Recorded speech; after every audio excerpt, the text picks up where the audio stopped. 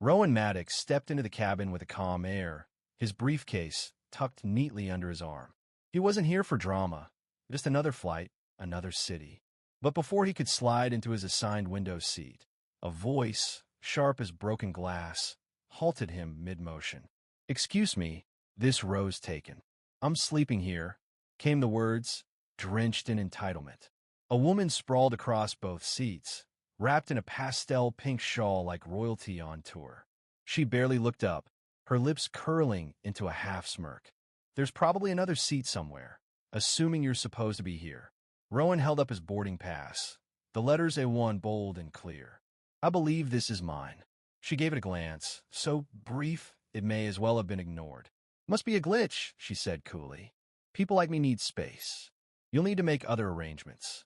For a moment, silence took over. Passengers nearby tuned in without turning heads, phones angled ever so slightly, screens glowing. Rowan's voice stayed level. "That's not how this works." The air was taut, like a string stretched to its limit. But this wasn't just a dispute over seating. This was about something deeper, about entitlement meeting its quiet match. What she didn't know, what none of them knew, was that Rowan wasn't your average flyer. He sat on the board of the very company operating this flight, Phoenix Skybound. As the confrontation simmered, a flight attendant approached gently. "Ms. Delaney," she said, voice low, "we do ask that passengers sit in their assigned spots." "I have a health issue," Delaney snapped before the words could fully land. "I need these 2 seats for the next 5 hours." Her confidence filled the cabin like perfume, thick and impossible to ignore. But Rowan didn't raise his voice. He simply took a step back and said, "Then we'll wait." And wait they did. Minutes passed. Delaney adjusted her blanket, turned up her seat, and muttered under her breath. But the atmosphere had changed. The attention had shifted. No longer were people looking at her with curiosity. They were watching Rowan, watching how still he stood, how calm he remained. Someone in row 2 whispered, "Isn't that the executive director of Phoenix Skybound?" Word spread like wildfire. The woman who had treated him like luggage now sat under a different kind of spotlight. In the cockpit, an alert pinged. Across the airline's control center, thousands of miles away, systems began to stagger. Gate departure stalled. Crew rotations spun into confusion. A digital butterfly flapped its wings, triggered by a single man who refused to move. On board, Delaney scowled and jabbed her phone in frustration. No signal, no Wi-Fi, no escape. "Why isn't this working?" she barked at the attendant. "Network disruptions, ma'am. It's being looked into," the attendant replied with careful distance. "I want off this flight. I'm afraid that's not possible right now." The balance of power had shifted. The cabin no longer bent around her whims.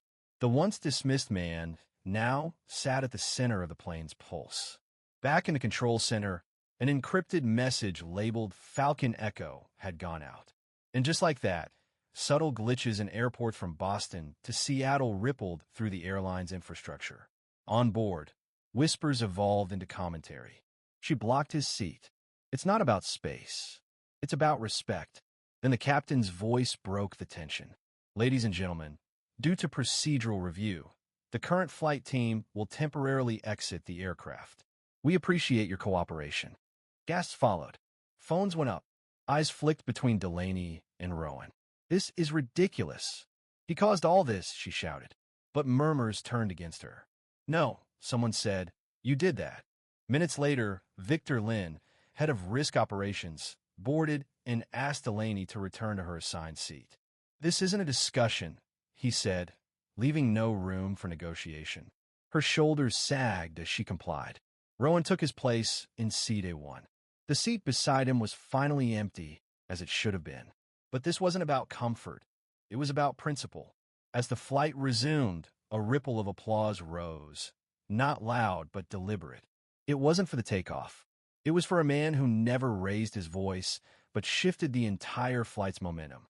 Across the country, social media lit up. Hashtag respect in flight. Hashtag Skystand.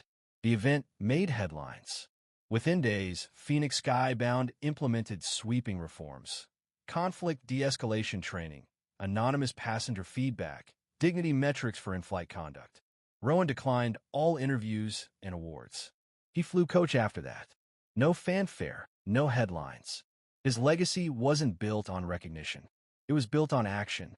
Delaney, once confident in her untouchable presence, found herself shunned by the very circles she once ruled. Legal maneuvers fizzled. Law firms refused her cases. Reputation? Ruined. Rowan had proved something simple. You don't need to shout to be heard.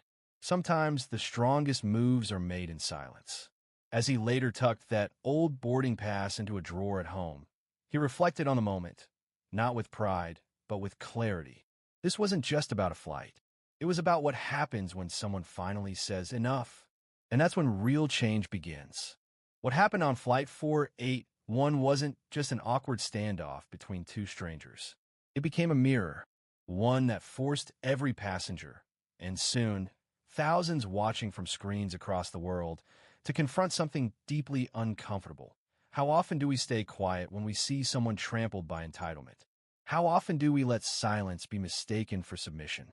Rowan Maddox didn't plan to spark change. He didn't step onto that plane with an agenda. But the moment demanded a decision, and he chose not to yield, not for a seat, but for the principle behind it. He didn't argue. He didn't posture. He stood still, and in doing so, stood tall. In a world obsessed with noise, outrage, and performative gestures, Rowan's refusal to move became a revolution in stillness. The effects didn't end at the runway. Back at Phoenix Skybound headquarters, executives held an emergency meeting. Not about optics, not about spin, about policy. They reviewed how complaints were handled, how crews were trained, how dignity was too often treated as optional when it should have been standard. Within weeks, anonymous dignity ratings were added to post-flight surveys. Flight attendants were given new tools to mediate conflict before it escalated. Passenger rights pamphlets, once buried in seatbacks, were rewritten, redistributed, and enforced. It wasn't flashy. It wasn't perfect, but it was real. And Rowan? He never once claimed the spotlight. He turned down every podcast interview, every think piece invitation. While others debated the story on talk shows and trending threads, he boarded another plane, this time in row 18, middle seat. Quiet, unassuming, just another traveler who knew the value of respect. Delaney's fate followed a different path. The viral backlash was swift and unforgiving. Her name became shorthand for unchecked privilege, her social media accounts abandoned in digital silence. The law firm she claimed would sue the airline? They publicly distanced themselves. Her former clients stopped calling. She was no longer feared, just forgotten. There was no need for revenge. The world simply moved on without her. But the bigger story wasn't her fall. It was what came next. People began sharing their own experiences. Stories of being told to sit somewhere else, of being dismissed, talked over, dehumanized. In offices, in stores, in classrooms, in courtrooms. The plane had become a symbol, a catalyst. What made Rowan stand so unforgettable wasn't that it was loud. It was that it was undeniable. He reminded us that you don't have to scream to disrupt the system. Sometimes, refusing to budge is louder than any outburst. Sometimes, staying seated becomes the boldest stand of all. And perhaps most importantly, he didn't act out of anger or ego. He acted out of principle. That's why it landed so hard. Even now, months later, flight attendants at Phoenix Skybound share the story during training sessions. Not as a cautionary tale, but as a case study in integrity. Don't escalate. Don't humiliate. But don't ignore injustice either. The new crew motto reads, "Respect flies first." Rowan Maddox didn't ask to be a symbol, but that's often how change works. Quietly, gradually, one decision at a time. In boardrooms, in airports, in everyday moments that don't trend but still matter. He's not a hero. He's not a martyr. He's just a man who knew his place and knew it was worth protecting. And as planes continue to rise and fall, carrying millions to new cities and new stories, there will always be one truth left in the jet stream behind them. Dignity travels with those who refuse to leave it behind.